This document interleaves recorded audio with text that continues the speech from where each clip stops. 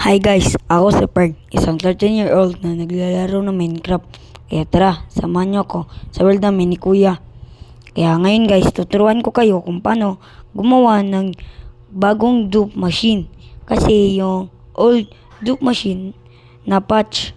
Kaya ang dapat nating kukunin na materials ay 2 pistons, 2 hoppers, 9, 11 redstone, 1 comparator, and 2 repeater, and 1 lever. Tara, tuturuan ko na kayo kung paano gagawin.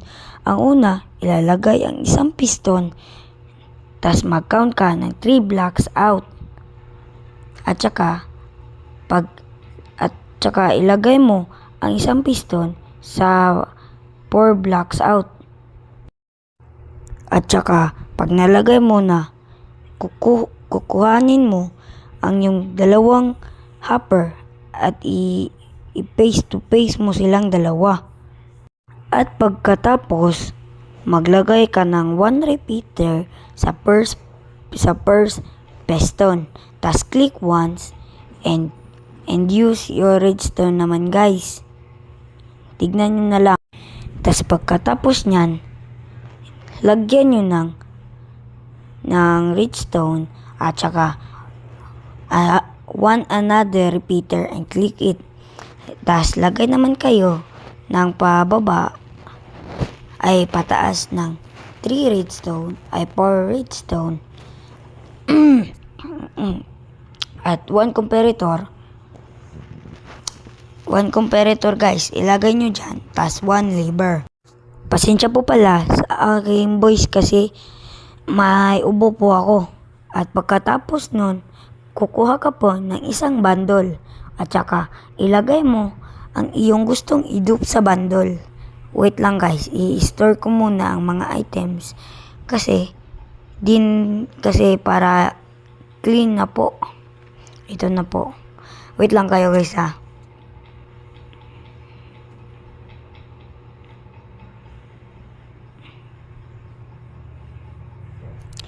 At pagkatapos, kukuha na kayo ng isang bundle.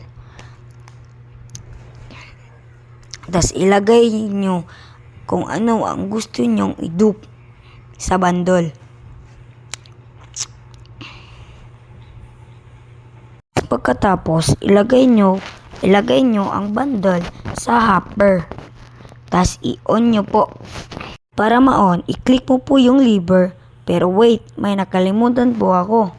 Hindi po siya gumagana kasi kailangan po i-click ng once ang comparator. Katulad yan guys.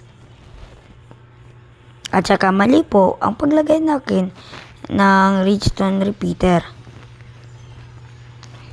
Tignan nyo na lang guys.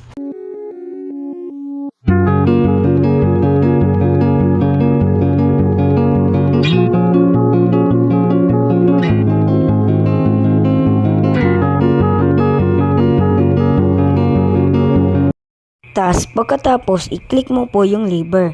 Tas lumapit ka po sa hoppers na linagyan mo po ng bundle. Tas click ka lang ng click. Tas pag nakita mo po na nasa iba na ang posisyon ng bundle, yan na po. Nag-duplicate na po yan. Katulad yan guys. Duplicate na po yan ang bundle. Kaya, ito na guys. Pagkatapos nyo, tas nakita nyo na na-duplicate, i-off nyo po ang lever para ma-off ang machine. At kukuha ka po at kukunin mo po ang mga bundle, tas ilagay mo po sa inventory mo po. Katulad yan guys. Oh, see guys, na-duplicate siya guys. Kaya, thank you for watching guys. Dito na lang. Please like and subscribe.